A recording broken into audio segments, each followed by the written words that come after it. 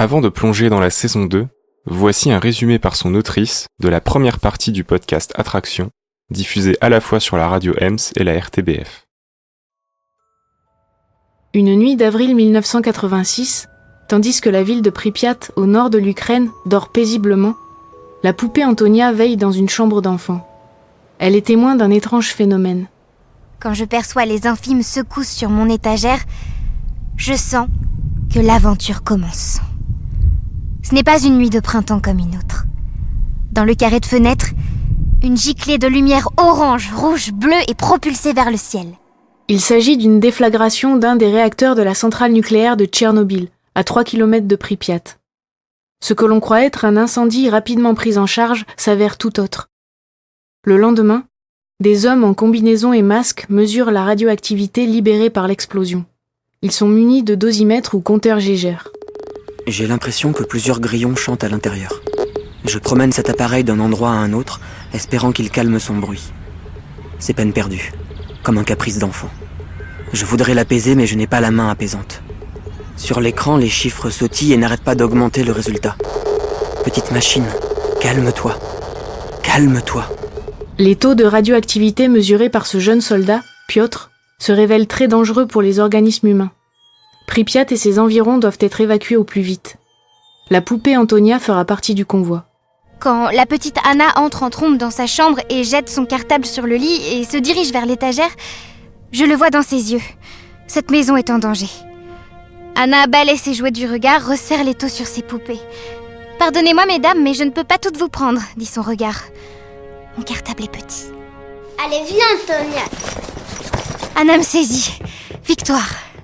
Avec son frère jumeau Michael et leur mère Elena, la petite Anna quitte Pripyat, sa poupée sur ses genoux, dans un bus qui les conduit vers une destination inconnue. Tandis qu'Anna s'assoupit pendant le trajet, son frère Michael, lui, est inquiet. « Maman, on va où déjà ? » Dans une ville plus grande. On arrive quand ? Bientôt. J'ai chaud. Enlève ton pull. J'ai soif. On va arriver. J'ai envie qu'on s'arrête. Bientôt. La famille débarque à Minsk, en Biélorussie, pays frontalier. Piotr les conduit dans un dortoir. On va rester ici plus longtemps que prévu, c'est ça ? Je ne peux pas vous le dire pour le moment. Je m'excuse d'avoir été si dur au parc. Je ne voulais pas parler comme ça. Vous avez les idées claires et vous êtes inquiet. Pourquoi le cacher ? Ça va passer. J'essaie d'avoir Igor au téléphone, mais ça sonne toujours dans le vide. Ils ont beaucoup de travail à la centrale. Il y a encore un risque d'explosion. Igor, le mari d'Elena et père des jumeaux, ne survivra pas à sa mission. C'est aussi le cas pour beaucoup de ces hommes, les liquidateurs. Alors que le régime dissimule les conséquences tragiques de l'accident nucléaire qu'il juge réglé et derrière lui, certains journalistes ne l'entendent pas ainsi. Moi, Andrei, faire un article pour glorifier un mensonge, je ne peux pas. Mes photos ont parlé. Dès à présent, je me mets au pain sec et à l'iode. Je fouillerai le silence et la vérité comme un hérétique dans sa cellule. Galilée a dit que la Terre était ronde. Moi, je dirais que l'URSS ne tourne plus rond. La petite Anna n'a pas échappé aux effets de la radioactivité. Elle est désormais hospitalisée. Sa poupée Antonia veille toujours, pas loin. La petite fille s'est redressée contre son coussin blanc. Elle a le nez encombré d'un tuyau. La respiration calme, mais parasitée. Son visage pâle est levé en direction du jour, prisonnier derrière la fenêtre. Malgré les présences redoublées de sa mère Elena et de son frère Michael, Anna ne guérira pas. Sa poupée sera confisquée et emmenée, probablement détruite. Madame, je regrette. Votre fils ne peut pas garder cette poupée. Elle est hautement radioactive. Ah ? Et depuis quand je dépasse tout le monde ? C'est quoi ? L'empathie ? Un trop-plein d'amour pour Anna qui irradie à ce point la moitié de poupée que je suis devenue ? C'est Michael qui a trafiqué les dosimètres ? Mais non, puisqu'il veut me garder. Michael est mon allié. N'approchez pas ou des éclairs de césium me sortiront des yeux. Léna acquiesce, histoire de dire à l'infirmière je vais faire ce qu'il faut. Je regarde une dernière fois Michael puis Elena. Sa fille n'a pas bougé d'un cil dans sa position de dormeuse. 5 années passent, où les victimes de l'accident sont de plus en plus nombreuses et la vérité sur leur nombre de plus en plus camouflée. Pripyat et ses environs restent un lieu abandonné surnommé la zone. Le jeune Piotr, ayant tant bien que mal obéi aux ordres du régime, prend sous son aile Elena et son fils Michael. Il les aide à quitter l'URSS. Nous sommes à l'aube de sa chute en 1991. Pourquoi vous venez pas avec nous? Peut-être je vous rejoindrai un jour. Peut-être. Prenez votre billet. Envolez-vous et oubliez. Je n'aime pas l'avion. Dis-toi que c'est comme le train.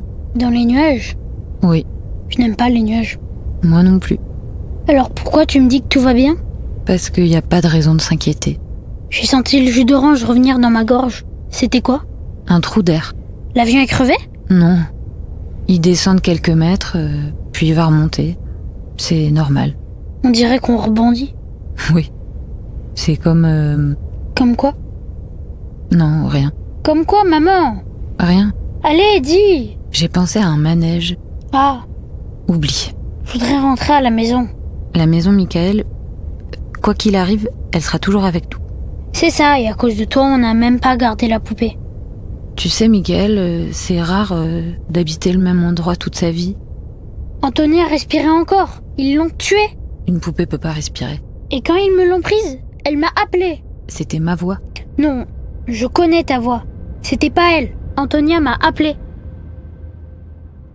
Place maintenant à la saison 2, avec les voix, dans l'ordre d'apparition des comédiens, Michael Pellissier, Esteban Vial, Isabelle Ferron, Guillaume Lepape, Mélodie Leblay, Silver Santin, Sylvie Desbois, Roxane Brett, Nicolas Krimnak, ainsi que les échos des voix de la saison 1, Valentine Vitoz, David Brémaud, Erwin Sailly, les enfants Anouk Petit et Simon Légaret. Merci à nos partenaires Valence Scénario, la Cassette Radio, Radio Ems, la Seine-Saint-Denis pour la réalisation de cette saison 2. Mixage et composition, Alexandre Wechstein.